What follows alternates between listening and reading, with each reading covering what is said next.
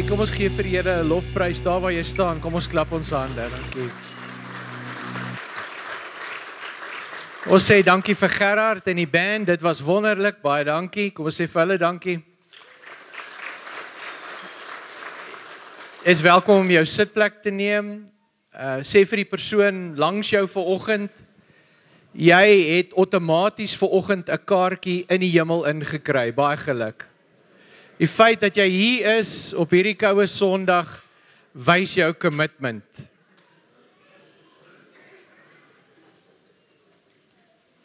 Van julle het gedink julle gaan dit nie maak nie. Dis wonderlik om so lekker saam te kuier. Dis Julie skoolvakansie en tydens die volgende 4 weke met die skoolvakansie is die kinders en die tieners saam met ons in die diens. So ons gaan lekker saam kuier as 'n gemeente oor die volgende 4 weke en daarom fokus ons ook op die gesin en ons reeks se naam is Dit begin by die huis.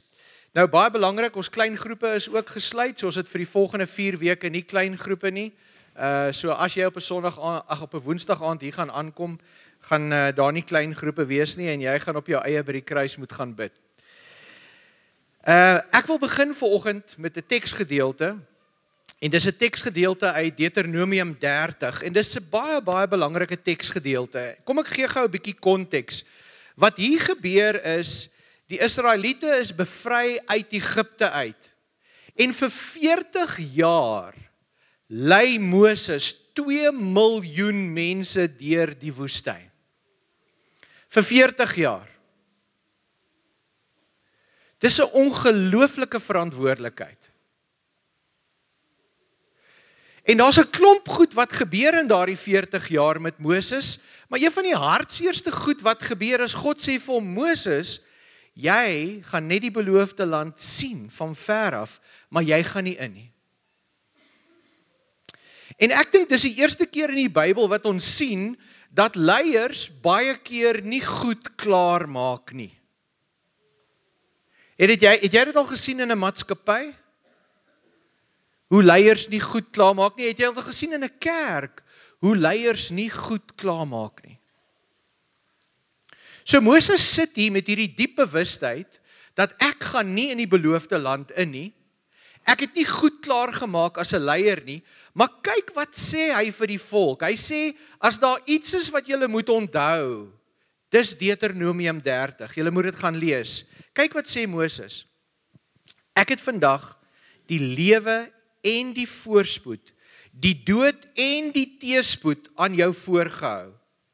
As jy die Here jou God liefhet en sy wil doen, deur sy gebooie, sy voorskrifte en sy bepalings wat ek jou vandag gegee het, te gehoorsaam, sal jy lewe en baie word, en sal die Here jou God jou voorspoedig maak in die land wat jy in besit gaan neem. Vers 17. Maar ek verkondig vandag aan julle, as jy van die Here af wegdraai en hom nie gehoorsaam nie, en as jy jou laat verlei om ander gode te vereer. Ek wonder hoe lyk ons gode vandag. Daai tyd was dit baie blaatant, né? Daar was die Amorite en die ander ouens en hulle het hulle gode gehad en jy het voor hulle gaan kniel. Vandag is ons ander gode, dink ek, 'n bietjie meer subtiel. En as jy jou laat verlei om ander gode te vereer en te dien, sal julle almal omkom. Julle sal nie lank bly woon in die land wat jy in besit gaan neem, sodra jy deur die Jordaan getrek het nie. Vers 19. Ek roep vandag die hemel en die aarde tot getuie teen julle, dat ek die lewe en die dood aan julle voorgehou het, die seën en die straf. Kies die lewe, sodat jy en jou nageslag kan lewe, om die Here jou God lief te hê, hom te gehoorsaam en hom aan te hang. Jy bou jou lewe om hom. Sal vir jou lewe gee en jou lewe lank laat woon in die land wat die Here met 'n eed aan jou voorvaders Abraham, Isak en Jakob beloof het. om aan hulle te gee. So Moses sê, ek gaan nie saam nie ouens, julle is op julle eie. Ek bly hier, ek gaan hier sterf. Maar as julle ingaan, he's the one thing. He's die een ding. Dien die Here, wees hom gehoorsaam, luister, bou julle lewens om hom. Is interessant in Matteus 7, nadat Jesus die hele bergpredikasie gegee het, dan eindig hy so af, hy sê, moenie julle lewens op die sand bou nie, bou julle lewens op gehoorsaamheid.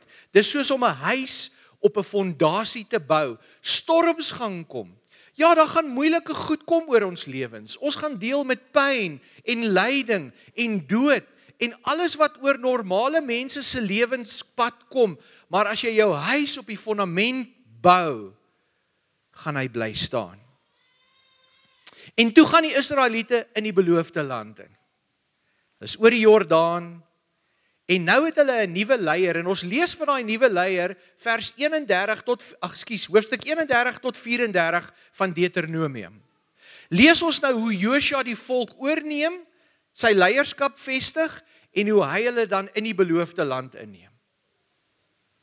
En in Josua 24 kom ons aan die einde van Josua se lewe en kyk wat sê Josua nadat hy hulle in die beloofde land ingeneem het. Josua 24 vers 15.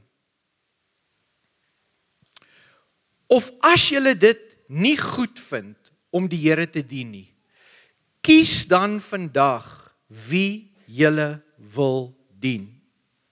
Die gode van julle voorvaders gedien het, ander kant die Eufraat, of die gode van die Amoriete, in wie se land julle woon. Wat my en my familie betref, ons sal die Here dien. Hy sê dieselfde goed vir die volk. Aan die einde van sy lewe sê Josua, nadat hy die Israeliete in die beloofde land ingeneem het, hierso is die een groot ding, kies om die Here te dien. Ons lees reg deur die Ou Testament, konstant waar mense aangemoedig word om te kies.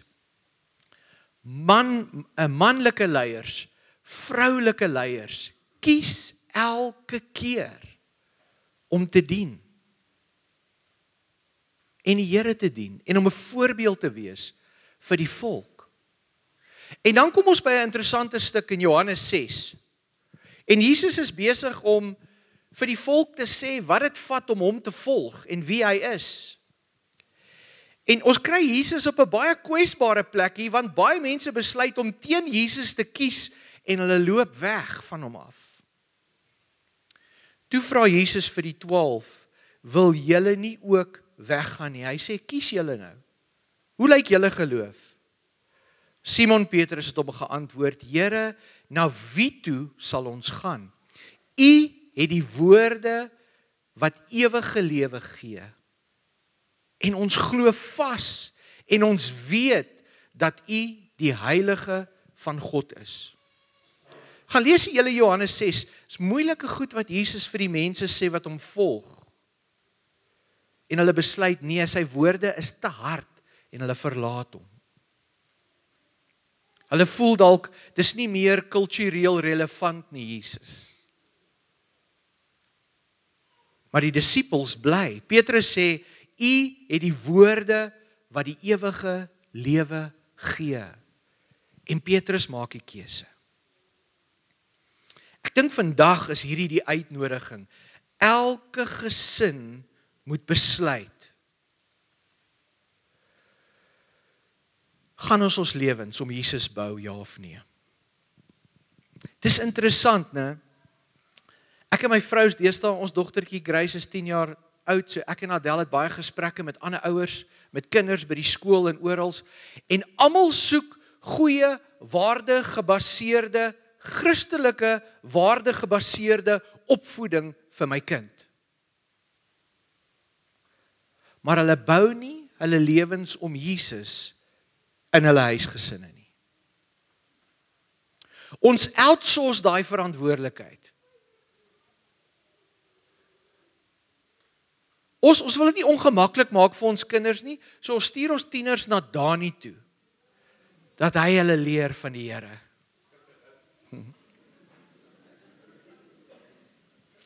En hy doen 'n goeie job. Ons stuur die kinders na Berna toe, met die hoop dat ons kinders 'n goeie, goddelike, waardegebaseerde opvoeding gaan ontvang. Nou, as jy gaan kyk na wêreldgeskiedenis, die beste waardesisteem om samelewings te bou, is die Christelike waardestelsel. Daar's 'n hele boek daaroor geskryf. Tom Holland het 'n boek geskryf, Dominion. En hy sê selfs die ateïste is Christene as dit kom by hulle waardesisteme en by hulle waardestelsels. Want hulle lewe in 'n wêreld wat geskep is deur Christelike waardes. Ons almal weet dit is die beste waardesisteem, maar die realiteit is, ek en jy moet nog steeds 'n besluit neem om ons gesinne te bou om Christus. Christus is die fondasie. Ons wil 'n gemeente wees waar elke gesin intentioneel praktyke inrig in jou huis, sodat jy erns maak met die Here. Ons sal graag wil hê, jy moet meer erns maak met die ewigheid van jou kinders, as met hulle loopbane. Ons wil graag hê, jy moet meer erns maak met jou kinders, wat 'n verskil kan maak in ander kinders se lewens vir die Here, as hulle loopbane. Dis hoekom ons hier is. Ons is die sout en die lig. En dit begin in jou huis. Ek moet vir jou sê, elke oggend, as ek in die kombuis instap, ek kan nie vir julle sê wat gebeur in my hart nie, want daar sit my vrou en dogtertjie, en hulle doen saam Bybelstudie. En Adele het grace gekry om die hele Serenity Prayer te memoriseer. Ek het nog nie. Hulle gee vir my 'n kaartjie as ek daar instap met die woorde. Sodat sy daai gebed kan bid by die skool. As dinge met haar moet gebeur wat vir haar moeilik is om te verwerk. Sy sê die boeke van die Ou Testament, ek het nie eens geweet daar sulke boeke in die Ou Testament nie. Boeke van die Nuwe Testament. Daar's 'n erns, dis ons verantwoordelikheid. En ons moet erns maak daarmee. En daarom vir die volgende 4 weke gaan ons kyk na die volgende temas. Dani gaan vanoggend met ons praat oor om saam te eet. Volgende week gaan Stefan met ons praat oor hoe deel ons met die skerms in ons families en in ons huise. Onthou, die wêreld wil jou alleen voor 'n skerm kry. Hulle wil jou as 'n individualis baie goed laat voel oor jouself en vir jou sê die lewe gaan oor jou. Praat van ander gode. Dit gaan 'n diep gesprek wees volgende Sondag. Die 13de Julie is, hoe seën ons mekaar? Ons het die vermoë verloor om mekaar te seën. Dis 'n wonderlike Bybelse praktyk wat ons verloor het. En ons wil leer, hoe seën jy jou gesin? Hoe seën kinders, ouers en ouers vir kinders? Dit's baie, baie belangrik. En laastens, die 20ste Julie, hoe speel ons saam as 'n gesin? Hoe doen ons saam pret en geniet die lewe saam? So ons sien regtig uit na die volgende 4 weke. Bring die kinders, bring die tieners. Ons weet die kinders is meer steurend as die tieners, maar ten minste is hulle wakker in die kerk, né?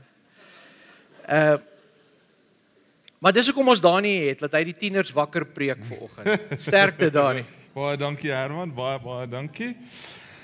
Wat Herman eintlik sê is, hy vra nie, julle moet ophou julle tieners stuur nie, stuur hulle nog steeds, hulle moet vir my werk gee, maar dis 'n baie goeie ding, en terwyl ek daar so sit en ek kyk na die temas, wonder ek, hoekom hulle nou vir my die tema gegee het om saam te eet. Is daar ietsie rondom lyfbou, of wat, ek weet nou nie, was dit baie spesifiek so gewees, of enigiets nie, maar dis okay, die Here is nog steeds lief vir hulle, die Here gebruik hulle, ons is almal ook lief vir hulle, party daar, nee ek grap, So hoekom is dit belangrik vir families om saam te eet?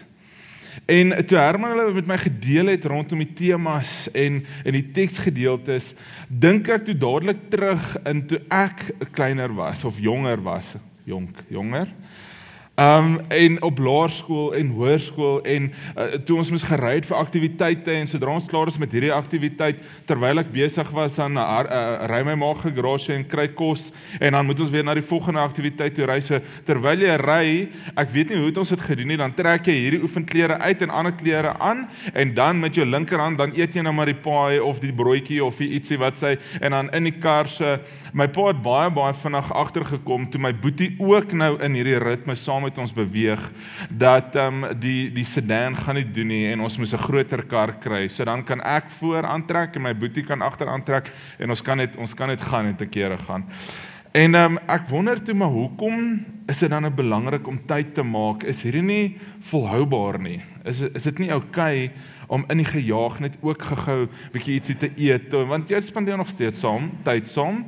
Jy leer dalk 'n paar ander gedeeltes van jou ma wanneer sy moet jaag en sy moet bestuur en dan is daar ander mense wat nie haar horlosie het nie en dan ry hulle stadig voor haar en dan wil sy ook net behoor kleiner karre ry, maar dis ook okay, ons is lief vir ons maas. En ek wil baie graag net konsentreer bitter vinnig op 3 punte oor hoekom is dit belangrik dat familie saam moet eet. En ek sien dat my heel eerste punt is die sukses van die vroeë kerk het dit gebruik. Dit was hulle taktiek gewees. En as jy een van daai mense is wat notas maak, wil ek jou aanmoedig om notas te maak. Dit was 'n taktiek wat hulle gebruik het, wat hulle saam geleer het. Handelinge 2 vers 46-47. Hulle het almal elke dag getrou by die tempel bymekaar gekom, van huis tot huis die maaltyd van die Here gevier en hulle kos met jubelende blydskap en in alle opregtheid geëet. Hulle het God derentyd geprys en die goedgesindheid van die hele volk geniet. En die Here het elke dag mense wat verlos word by hulle gevoeg. En wat vir my so interessant is dat dit was die nagevolg, die wat nou net natuurlik gekom het van hulle wat net derentyd God geprys het. Hulle wat net derentyd saam geëet het, by mekaar getrou bygekom het, is dat hulle kapasiteit in hulle sisteem, hulle ritme, was volhoubaar en was gesond genoeg, dat God hulle kon vertrou om nog mense by te voeg. Om te sê dat hierdie is okay, want hierso is ek nommer 1 en ek gaan julle bless en ek gaan julle beskerm. So kom ek stuur daai mense wat nog nie perfek is nie, wat nog so 'n bietjie probleme het en ek gaan hulle vir julle gee, gaan hulle so 'n paar goeters anderster doen? Ja, hulle gaan seker, gaan hulle lyk en ryk soos jy? Nee, hulle gaan nie, maar dis okay want ek het vir hulle ook gesterf. So dit gaan begin by ons gesin.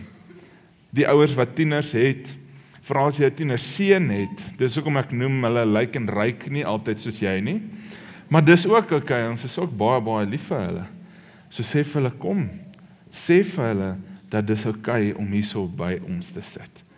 Kom ons doen dit saam. Hulle het geweet dat om anderster te wees en die wêreld 'n ander tipe model en 'n prentjie van die mensdom te skep, moes hulle iets anders probeer, moes hulle ander ritmes gekweek. Hulle het geweet dat om saam te eet was om mekaar te versterk. En dit het begin rondom etenstafel. En ek het nooit besef met jubelende blydskap, totdat ek baie eendag regtig net vergeet het om te eet, en Wiekie kom kuier by my die aand, en sy bring toe kos saam. En letterlik, ek het nie eers daar gedink nie, maar terwyl ek geëet het, is dit net asof daar 'n skouertjie en 'n heup of ietsie losgekom het. Ek was so bly om te eet. En ek gaan kyk so 'n bietjie op social media, is daar actually 'n hele trend wat daaroor gaan. Kinders wat eet, maar dan hulle het net so dans. Dis nou maar net 'n impuls, want hulle lyf sê vir hulle dat daar's blydskap, soos ek kry nou voeding. So imagine daai blydskap en daai voeding saam met jou gesin, saam met jou familie, saam met jou ouers, saam met jou kinders.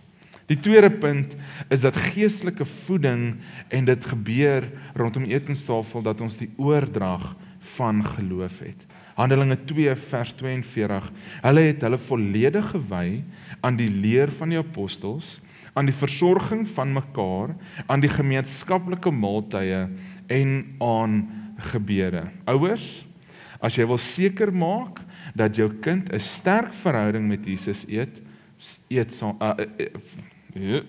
verhouding saam met Jesus het, eet saam met hulle aan tafel. Ek kan nie vir julle sê hoe baie gesprekke word ontlont sodra ons mekaar in die oë kyk, aan dieselfde tafel is, ons eet saam en dit gebeur net natuurlik dat ons praat oor goeters. Ons praat oor ons dag, ons praat oor ons gevoelens, ons praat oor gebeurtenisse, ons praat net wat hier binnekant aangaan. So wat kan ek sê? En dis dan 'n perfekte geleentheid vir jou wat pa is, om met jou seun te gesels oor sekere goed. Vir jou wat 'n ma is, om met jou dogter te gesels oor sekere goed, om hulle voor te berei vir na die tyd, vir later, vir wat nog gaan kom.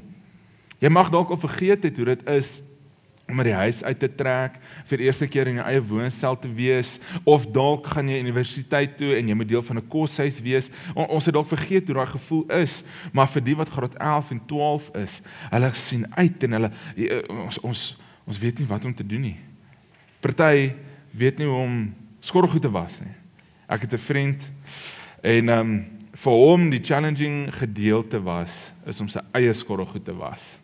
Dit was vir hom baie erg geweest. En ek sê net vir hom, ja, dit is baie maklik, warm water binne-in en ek verduidelik vir hom die hele proses en hy vra toe vir my elke dag. Ek sê nee elke dag nie, net die dae wat jy skoon borde wil hê en skoon koppies om koffie te drink. Die ander dae hoef jy nie, dan hoef jy nie te worry nie. En daai arme man. Die derde punt wat ek wil maak is dat dit skep eenheid saam met Jesus. Toe ek my notas gaan maak en ek gaan voorberei en ek kry hierdie teksgedeeltes, toe sit asof ek 'n light bulb moment gehad het rondom die kontras tussen hoekom Jesus hierdie gebruik het, hoekom Jesus so gereeld saam met sy disippels geëet het, saam met sy vriende geëet het, saam met ander mense geëet het, mense ingenooi het. Want hoor gou wat sê 1 Korintiërs 10 vers 16 en 17.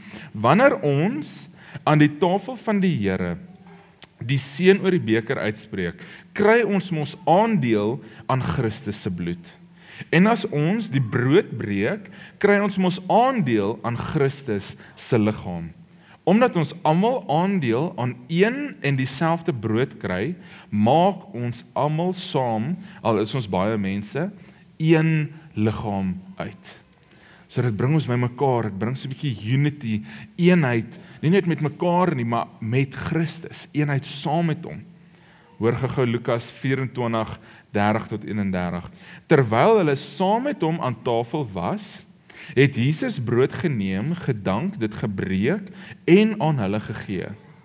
Toe hulle oë oopgaan, toe het hulle oë oopgegaan en hulle het hom herken.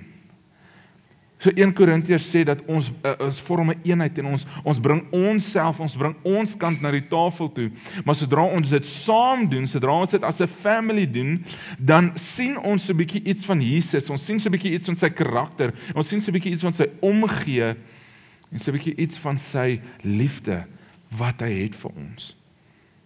Dis iets tasbaar as ons partykeer net eet en ons praat en ons alles, dan word my ma of my pa partykeer net stil. Ek sien dit nou baie meer gereeld, wanneer ons vir hulle gaan kuier en my sussie is daar en my boetie is daar en diese meisie is daar en ek bring vir Wiekie saam en ons sit nou daai tafel vol wat amazing is en ons praat net en ons gaan te keer en ons deel goeders, dan sien ek net my pa partykeer aan die punt, word hy so stil en hy neem net die oomblik in en hy kyk vir ons, elke liewe een. En dit is vir hom net so amazing, want hy het partykeer nie meer daai luxury nie. Hy het partykeer nie, en dan elke keer, ek kan al daai gebed bid, is dat hy sê altyd dankie, dat ons almal weer saam as 'n family is. Dat ons almal saam net mekaar geniet. Ons bietjie ons mannerismes aanleer, hoe praat hierdie ene, hoe praat daai ene, kom ek deel so bietjie wat met my gebeur het hierdie laaste paar maande, en dan deel hulle weer so bietjie iets van hulle self. Daar's iets rondom unity, en iets rondom Jesus se karakter wat dan voorskyn. En sê maar transparency. Kom ons gesels hieroor, kom ons praat, kom ons versterk mekaar.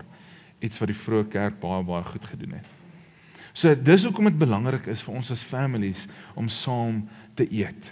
Maar okay, Dani, ons het nog steeds daai vinnig ry hierdie kant toe, ons nog steeds die aktiwiteite, ons het nog steeds die garagebroodjie wat ek gou moes gekry het, ons nog steeds 'n bietjie hierdie ietsie, nog steeds 'n bietjie 'n kind voor en 'n kind agter wat moet aantrek. So hoe moet dit lyk? Hoe moet dit wees?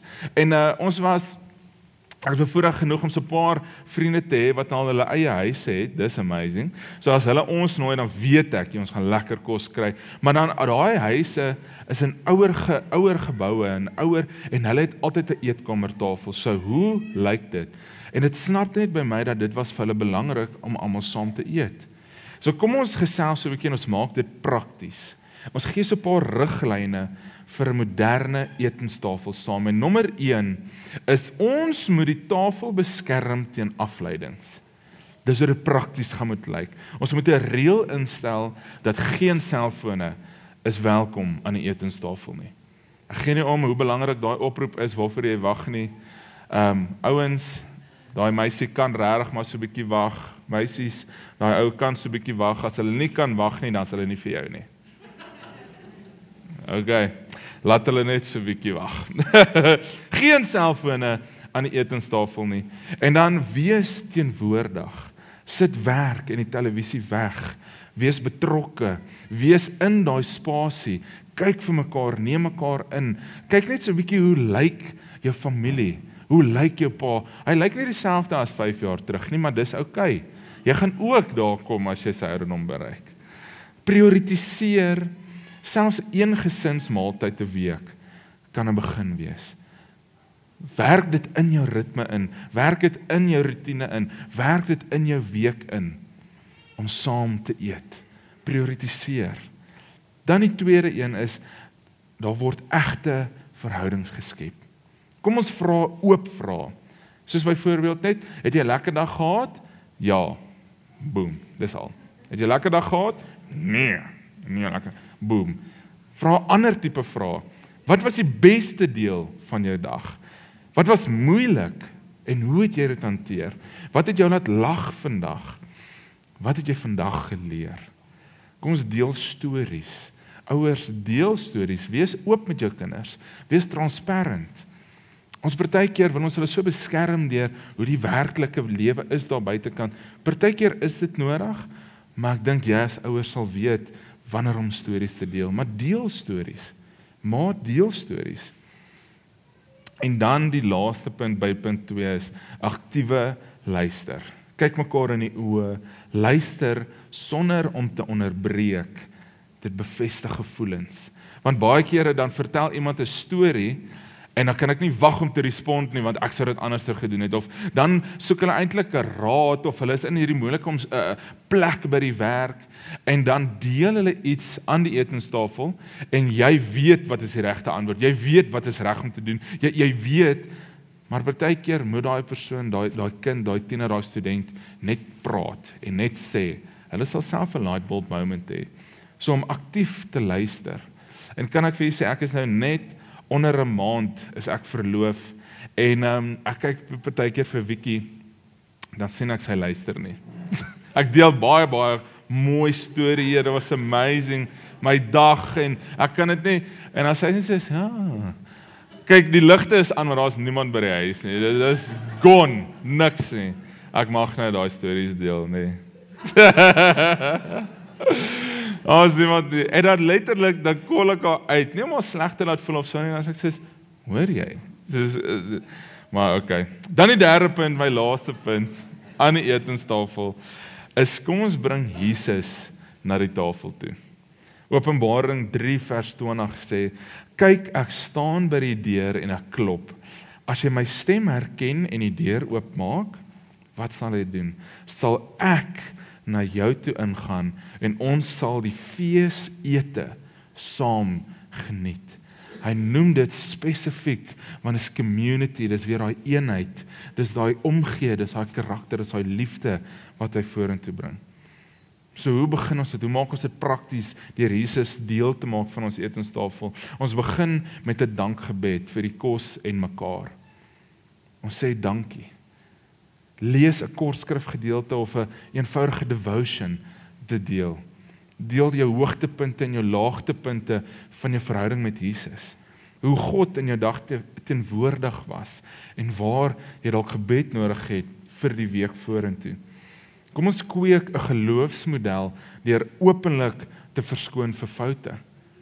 As jy as ouer 'n moeilike dag gehad het en daar is partykeer nie 'n filter nie en ons verstaan dit, ons weet dit, ons moet grace hê daarvoor. Maar ook dan nou om humble genoeg te wees om God se wysheid te soek in daai moeilike dae. Party families gaan so ver deur 'n liedjie saam te sing of hulle speel dalk musiek in die agtergrond en want dit skep 'n atmosfeer, dit skep 'n openheid deur te sê Here, ek gaan fisies nou gaan ek musiek in die agtergrond sit, Heilige Gees eers teenwoordig wanneer ons nou gaan saam eet. So praktiese riglyne. So hier is ons challenge vir week 1 om saam te eet.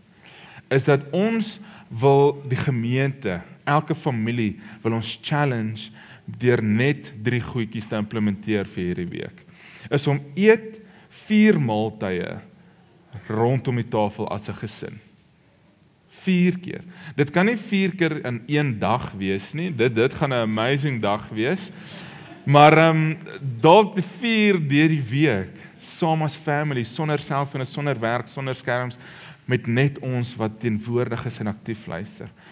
Dan, sodra ons saam eet, kom ons begin elke maaltyd met 'n gebed en 'n woord van aanmoediging. Hoe gaan ons mekaar versterk? Hoe gaan ons mekaar uplift?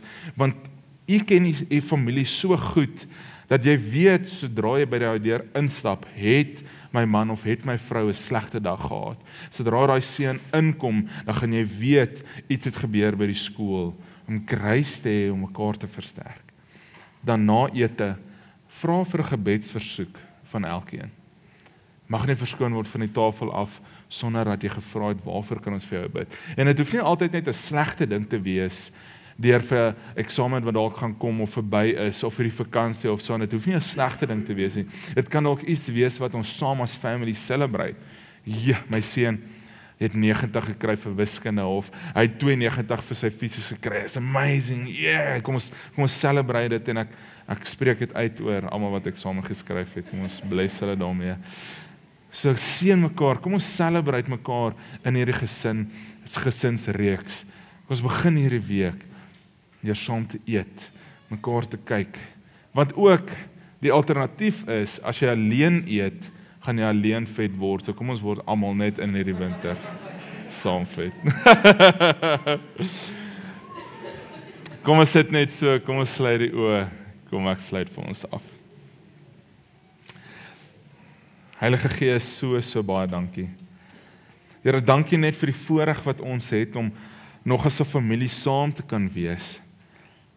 Heilige Gees, baie dankie dat U teenwoordig is in ons families. Here, al lyk dit dalk nie soos hierdie familie of daai familie. Here, U het ons bymekaar gesit. Here, U is die een wat ons bymekaar gaan hou. Here, waar ons U gaan uitnooi na ons etenstafels toe. Here, wil U nie kom en U verheerlik word. Heilige Gees, kom maak ons bewus van U teenwoordigheid in ons lewens. Here, bless ons. Here, seën ons. Here, mag ons regtig net mekaar geniet rondom die etenstafel. Here, mag ons lekker kos geniet. Here, dankie. Here, nie net vir die voorreg om te kan saam eet nie. Here, maar vir die voorreg om nog te kan kies wat ons saam wil eet. Here, beskerm ons families. Here, vir hierdie vakansie wat nou voor lê, Here, mag dit goed wees. Here, vir die gesinne wat travel en op vakansie gaan, Here, vir die gesinne wat op ons uitreik is, beskerm hulle. Here, seën hulle, gebruik hulle. Here, mag hierdie week amazing wees, wanneer ons saam gaan eet. In die wonderlike, die almagtige naam van Jesus. Amen. Amen. So ons wil u ook uitnooi vir nou vanmiddag, wanneer ons hierso gaan uitstap, dat as jy as familie saam die keuse maak, om te commit, en te sê, maar hierdie gesinsreeks gaan ons saam doen, ons gaan so 'n paar praktyke, ons wil, skryf ons op, sign ons op, ons gaan ons naam opsit, wil ons u uitnooi om, dalk net 'n oomblik saam, as 'n familie by die kruis te gaan spandeer. Dit begin en dit gaan alles eindig by die kruis. So ek kan net opstaan dan nou daar by die kruis, jy weet waar dit is, net om dit te geniet, te sien wat besig is om te gebeur, en dan vir elke pa of elke ma vir jou kind dan te gaan bid by die kruis, vir hierdie gesinsreeks wat kom, om saam te eet, saam te speel, mekaar te seën, mag dit amazing wees, dalk net as familie, te recommit aan hierdie proses, en te recommit aan Jesus, en wat hy vir ons gedoen het aan die kruis. Is dit net so, kom ek spreek vir ons die seën uit, mag hierdie week amazing wees, mag Jesus Christus, wat vir ons sondes gesterf het, homself openbaar aan ons as familie, aan ons etenstafels, in die naam van Jesus. Amen, amen. Bless jou, geniet jou week, sien jou volgende week.